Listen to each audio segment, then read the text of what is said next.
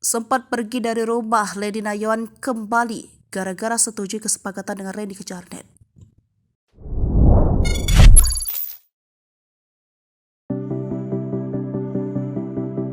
Lady mengaku kini sudah kembali ke rumah dan mengurus ketiga anaknya setelah membongkar perselingkuhan antara suaminya, Randy Kejarnet, dengan Shana Sadika.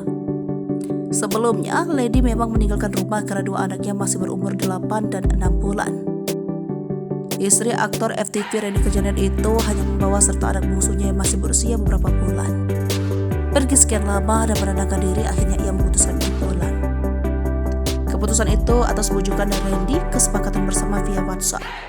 Tapi sekarang sudah kembali ke rumah, tanya Mbak Estianti dikutip dari YouTube pribadinya Kamis 29 Juni 2023. Lady sepakat pulang jika tidak ada Randy di rumah. Randy disebut mengalah agar Lady kembali ke rumah untuk mengurus anak-anak kembali. Pasalnya anak kedua mereka sempat demam karena kangen dengan sang mama.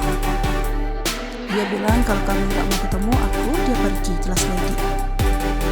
Anak-anak aku kan cari aku, yang kedua sampai anget badannya.